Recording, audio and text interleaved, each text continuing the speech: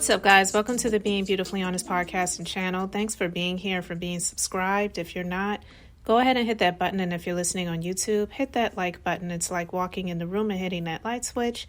Let's brighten up the place and get into this beautifully honest reaction. I actually had this video saved for a little over a year now.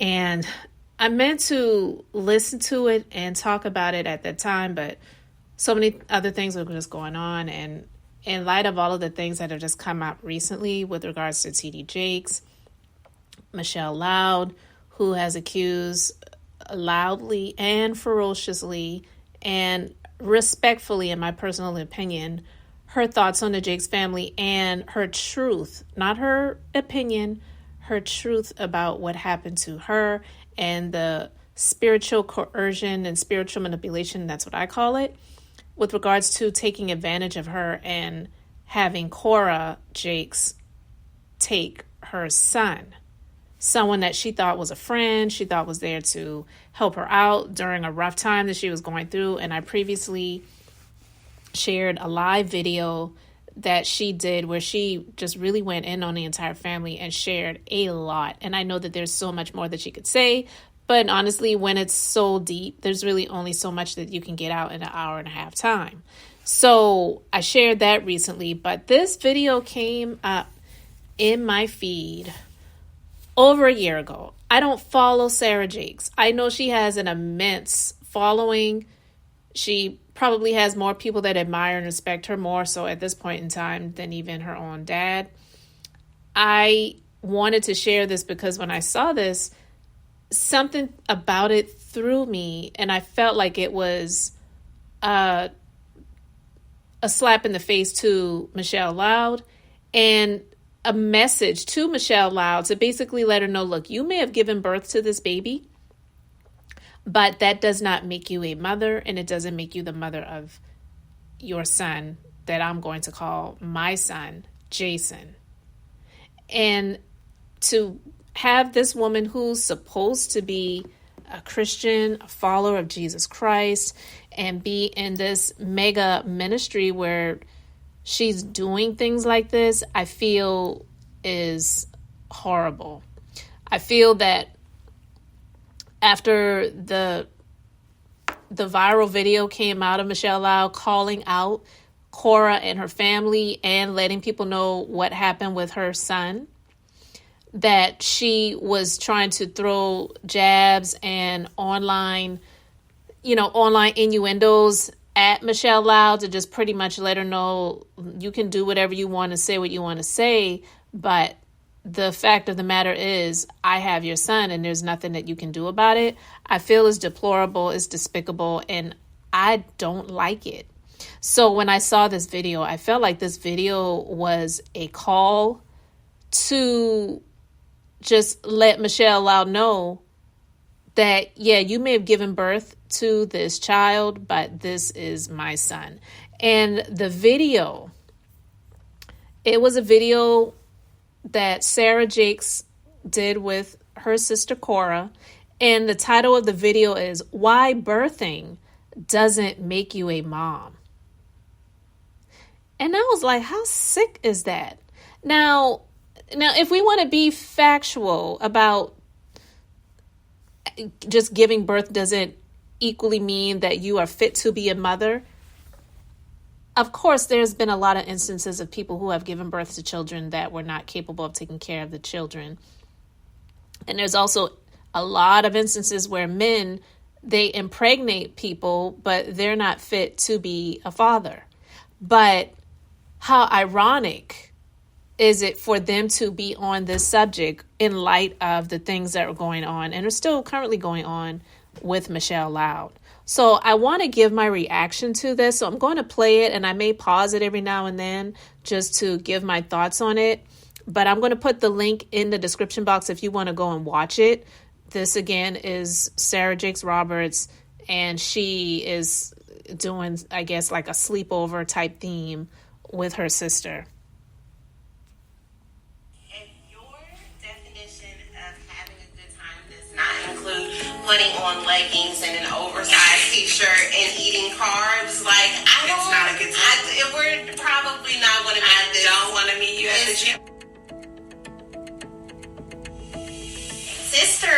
Yeah. Thank you for having a pajama party with me. It's my pleasure, of course. Us doing this is like bringing back all kinds of memories. Yes, much memories. Having a sister is like having a built-in friend. For most. Yeah, for most people. Yeah, there's a lot of people who are surprised at our relationship. Yeah, what do you think that it's rare? I was talking to Brendan the other day. I feel like maybe because I was talking to him about how we're always together, and other couples look at us kind of like, y'all are weird. And we look at other couples like, y'all weird. Like, why don't you want to be together? And he was like, maybe we are abnormal. Like, I'm going to pause it right there for a moment. So this video was done prior to the actual charges of child, against her now ex-husband, okay? So it's kind of funny hearing her say this, saying how her and her husband were always together. If they're always together, then how could he have been sexually taking advantage of your daughter? And I've shared my thoughts on this before, that I don't even believe that that's true, but that's my thoughts. Our relationship is not the norm that you see everywhere else, and I kind of agree, because I've seen a lot of sister relationships, but none like ours.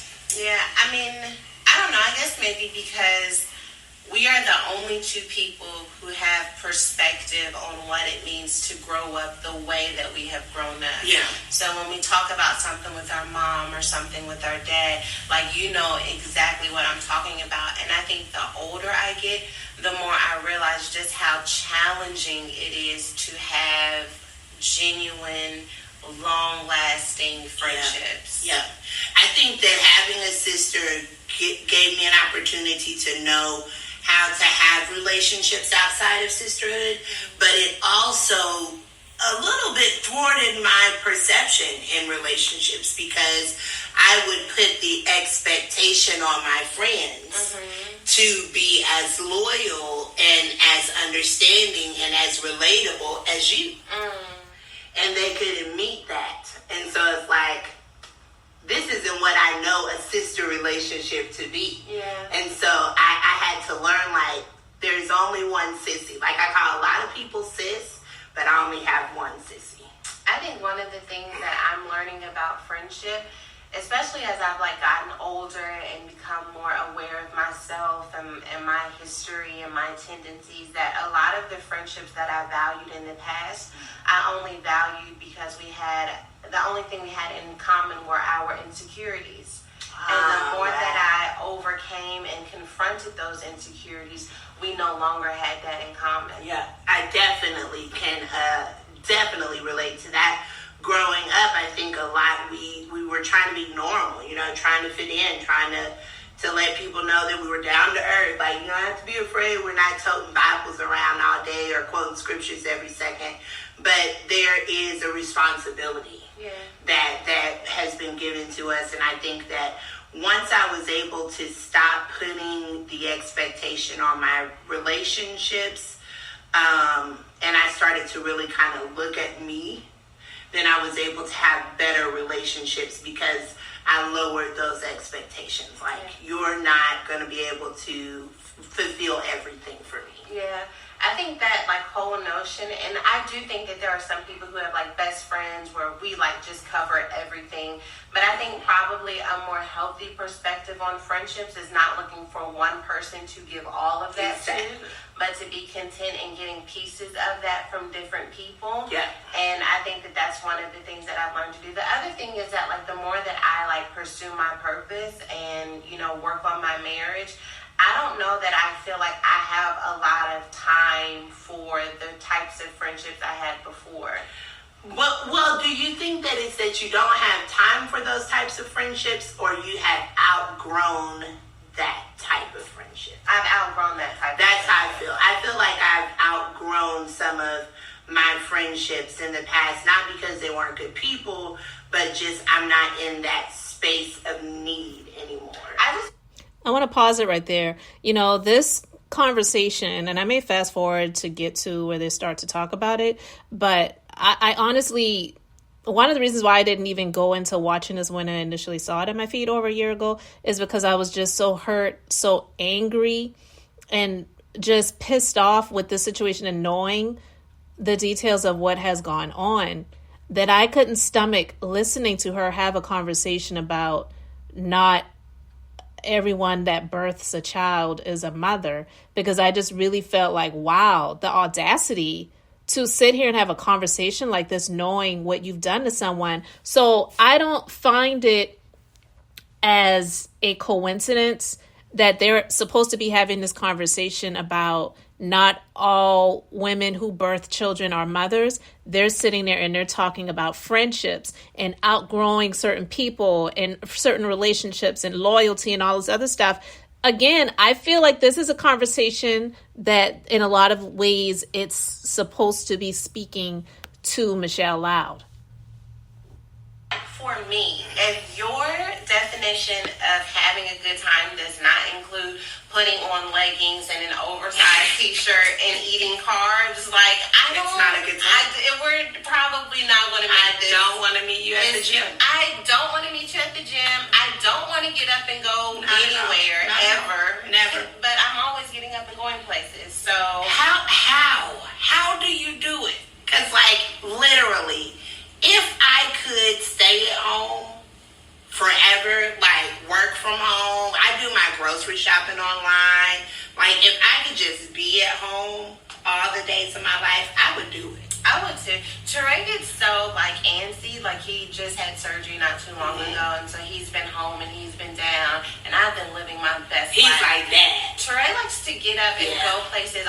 We can go do 3 services in LA or fly to Denver and come back, and he'll be like, "You want to go to a movie?" And I want to go to I want to go home. Let's go to I want to go home. Yes. But no, I think that, but Trey has honestly become my best friend. For me, I guess getting into marriage, I realized that becoming one wasn't like an overnight thing. Because I will admit, I kind of thought it was like a wham bam, we're good type deal. But it was a process of developing and growing and listening and being quiet and not, jumping back and being okay with having someone who was not the boss of me, but was over me. Yeah.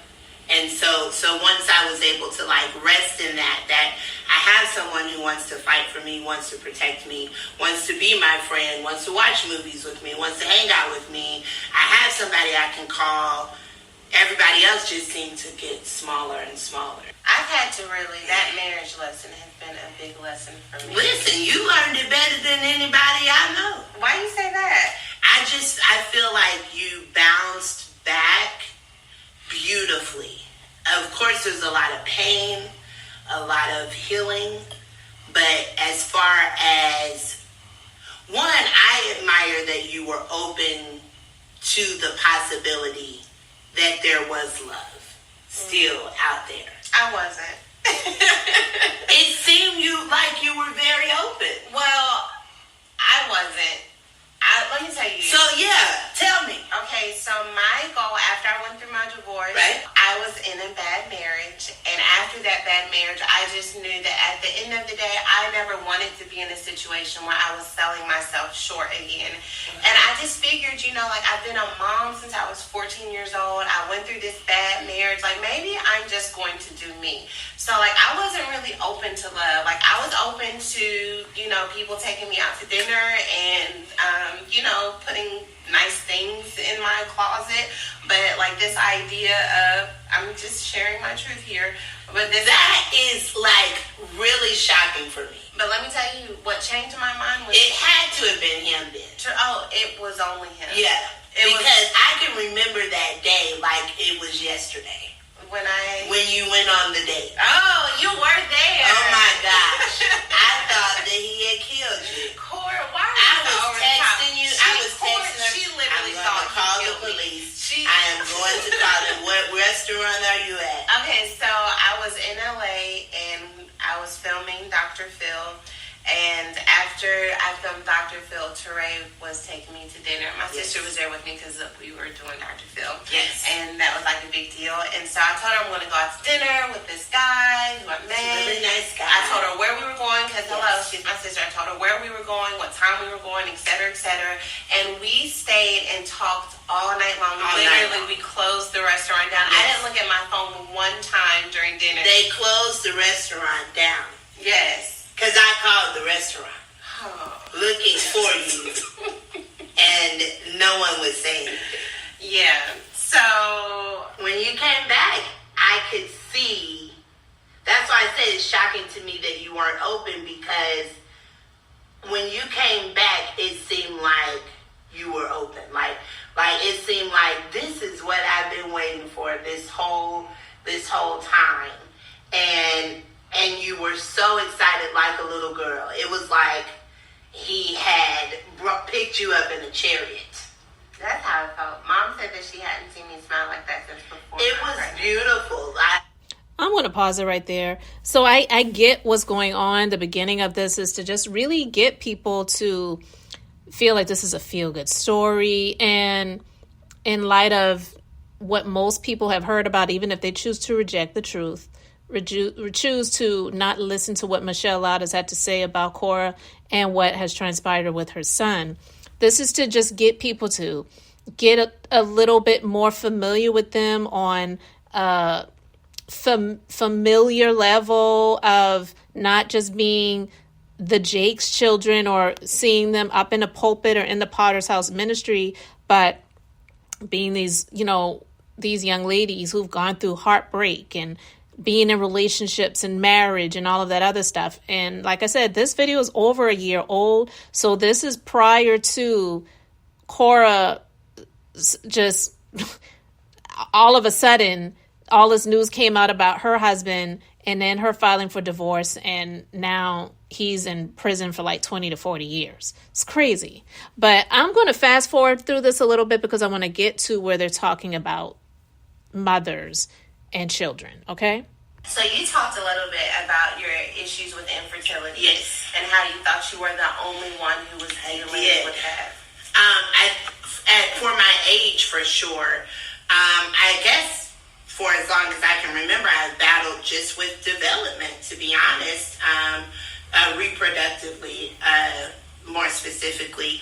And so when I got diagnosed, it was not just, is there someone going through it, but is there a 22-year-old that's going through it that can say, this isn't just you. Yeah. And when I went and I looked, I couldn't find any 20-year-olds. And I found out later that a lot of people are dealing with infertility.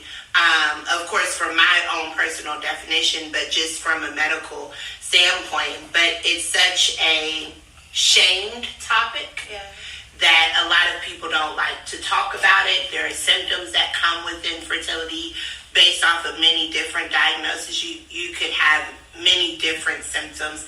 And for women, especially wives, you want to give your husband a seed. That's like the goal. I want to be able to give my husband his own blood child. And so I had to first learn how to love something that wasn't of me. Because I learned how to love, family and friends, but to be a mother to someone that I did not birth and having to learn how to love them and not be bitter about infertility was a very difficult, and I can admit still difficult process for me to get through.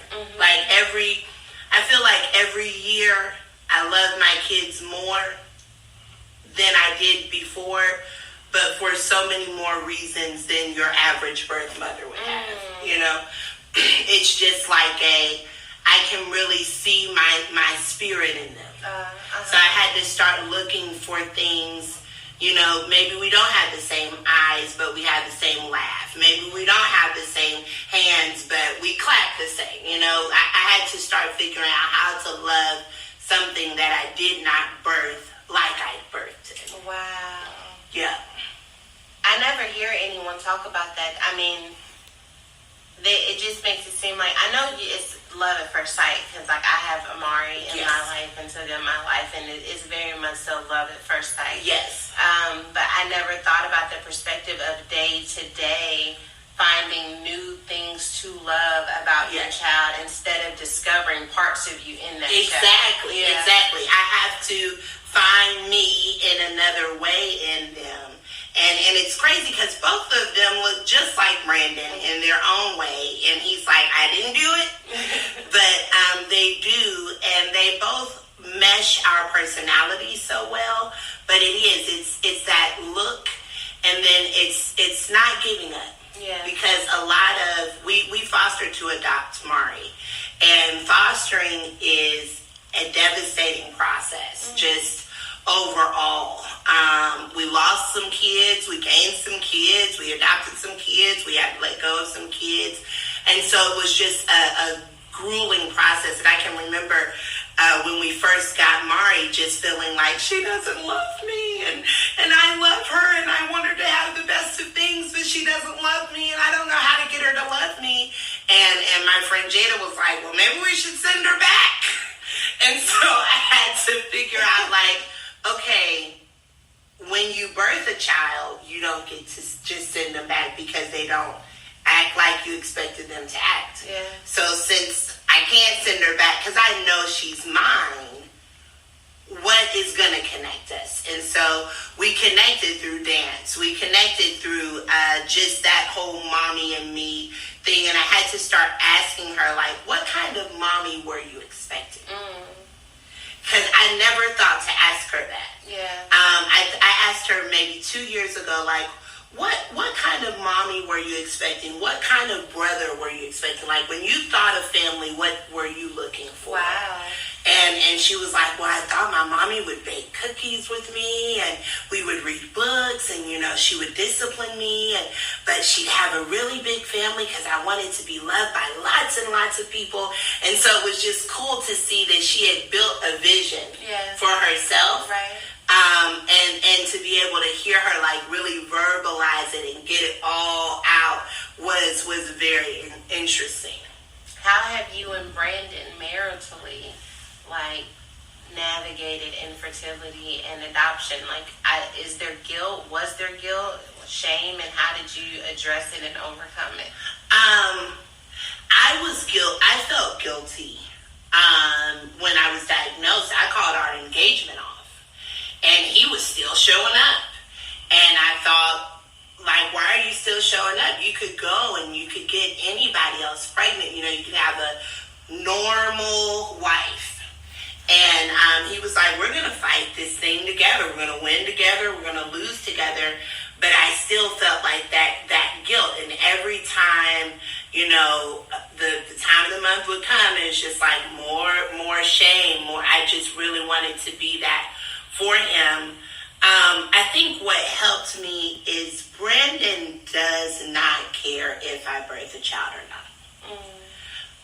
And so you heard what she said right there, and it really makes me feel even more strongly today, listening to this now, that this situation with the so-called adoptions of the children, this was more her thing than it was her now ex-husband. And he, I'm sure, knew a whole lot. I'm sure he was privy to a whole lot. And just my personal opinion, I feel like a lot of the things that have been alleged about him and has been charged against him and now sentenced to was to silence him. He married me to become a mother to his children. He married me to be his wife. Yeah. And so he never gave me guilt. He never gave me shame. He never made me feel bad. Even when I felt bad and wanted to cry, and I'd have like these up and down moments, and he would just hold me.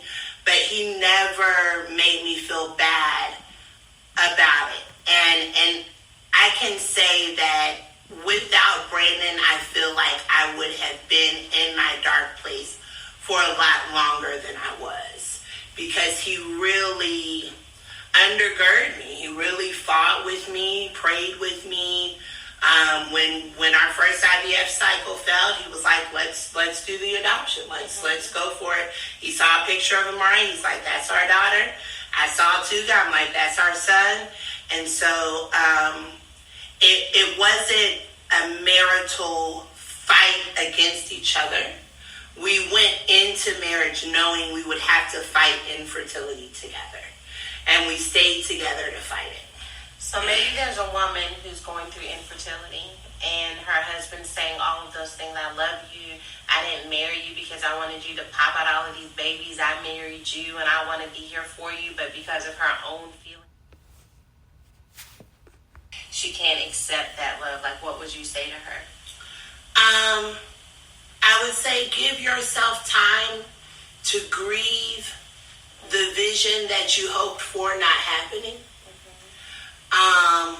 Allow your husband time to grieve also, because they can be telling you all of that, but there's still, internally things they have to heal from. We all have that vision. We sing it as kids, that kissing in the tree. First comes love, then comes marriage, and the baby carriage. It's just what we know. So give your husband time to grieve that what he was expecting, it may come in a different way. The other thing I say to a lot of women is be open to the possibility that God wants you to be a different kind of mother. I felt like the only way I could be a mom is if I pushed them out. And I wouldn't be able to love them as much as I could unless I pushed them out. And God really opened up my heart and my mind to birthing doesn't make you a mom. Right. I really had to keep reiterating that. And Brandon, I had to keep telling him that as well. Like, me birthing doesn't make you a father. Yeah. But it's the time we put into our kids. It's the nourishment that we put into our kids. And don't look for someone to blame. Because it's easy to do that. It's easy to be like, well, you're the problem. No, you're the problem. Because that's what fertility clinics do. Oh, wow. They try to find out who's the problem. And so you leave the fertility clinic thinking you're the problem. Yeah. And if you don't have a husband that's compassionate, you end up going into a really depressive place. So to the same, I hear women who have that wonderful, supportive husband who's telling them, and then I hear husbands who are beating their wives up about it. And I thought you were going to be able to have a child. I thought we were going to be able to do this. And so really just wrapping your head around, God may give me my promise, but it may not come the way that I thought it was going to come. Yeah. And to be okay with that is very, very important. I had to be okay with God is still gonna make me a mom. It just may not happen the way that I expected it. Well, you heard what she said right there. And that really gets me to the gist of even listening to this to see what she had to say about this. Because if you heard Michelle Loud's story, her initial coming out, if you will, share of how she got to this place of even wanting to blast Cora and the Jakes family in the spiritual manipulation and coercion that they went through to take her fifth child that she birthed. Even though we know this video that they did together, Sarah and Cora, saying not all mothers are those that gave birth. They used spiritual coercion when she said that this woman who's supposed to be a prophetess, and she and Cora, they were praying over her, Praying, which I feel like was more Preying, praying over her to make her believe that God told them that this child she gave birth to, she did not give birth to for herself, but it was for someone else. And when Michelle was going through a hard struggle in her life during that time, and just different papers that she signed that she, honestly, she said she didn't read. And it doesn't make it right for people to say, well, she should have read the paperwork, or she should have had an attorney, or she should have had this, or she should have had that.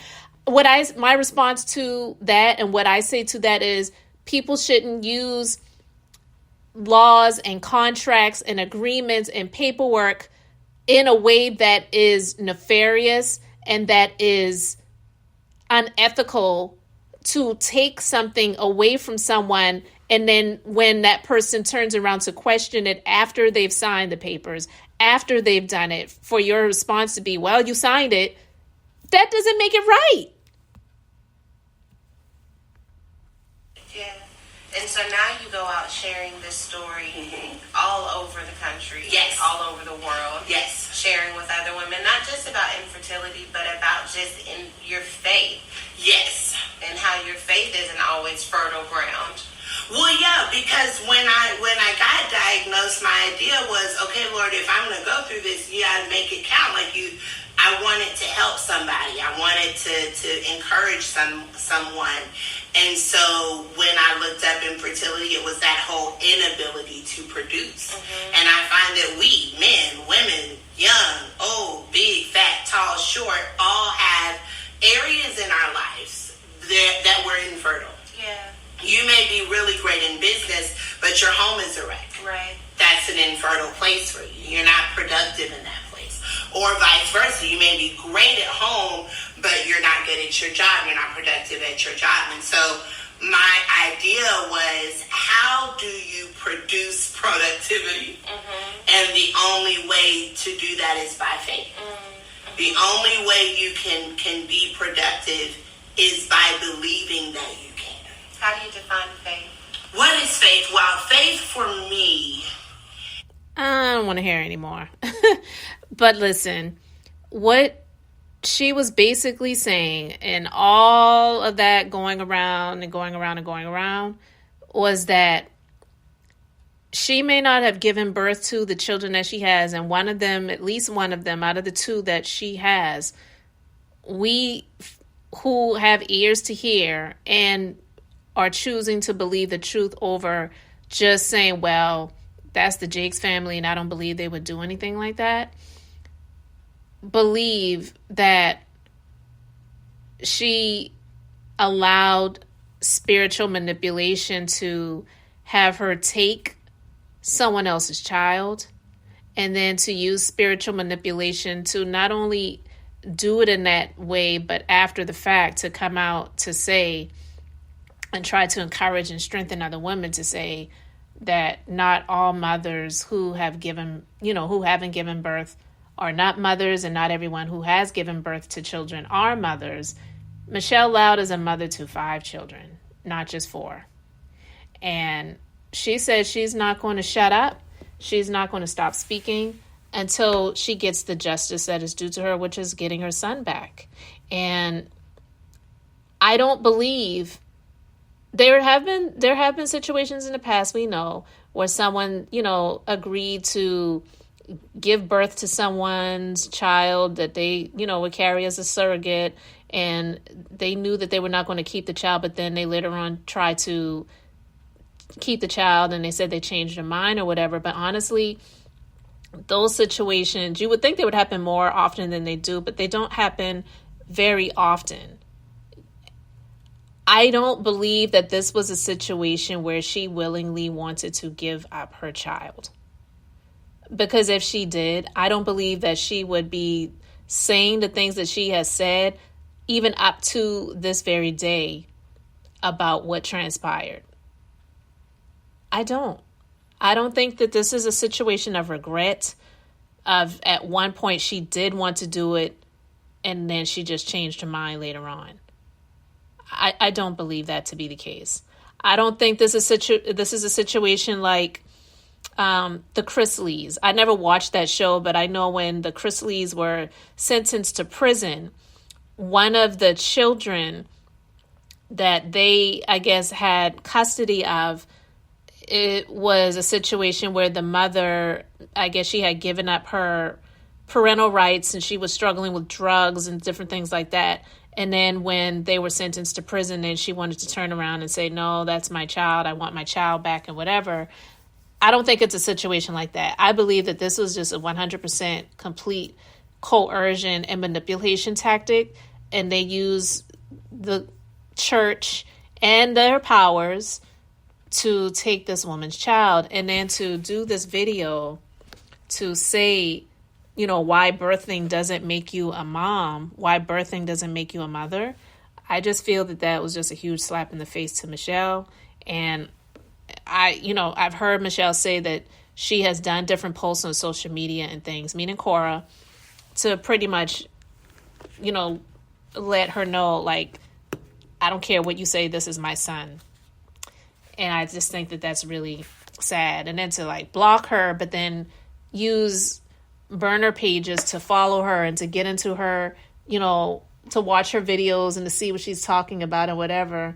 It's just absolutely crazy. So I just wanted to talk about this guy. Guys, give my reaction to it. If you want, you can go back and watch the video. I'll put the full link in the description box if you want to go and watch it. I had to stop it where it's at. It had about 5 minutes left that I just really didn't care to listen to anymore because I'm just over it when it comes to them in that situation. I believe Michelle 100%. I don't believe that she's lying about anything that she has said with regards to her son. And I am hoping and praying that she gets her son back. Period. If Cora could lose her husband, then let go of that, at least that child. I don't know the situation with the other one, but this is the one where we know the mother has come out and has profusely stated that is my son, and I did not want this to happen, and I want my son back. And I'm dealing with great money and great powers that I am up against that I don't have the equivalent of. All I have is my voice and the truth. So I hope that all of that prevails for her. So I just wanted to share my thoughts on this. Let me know your thoughts in the comment section. Thank you so much for being here, for liking and subscribing. I'm Beth, just being beautifully honest. So until the next time, I just wanted to keep it brief, beautiful, and I'm going to say bye.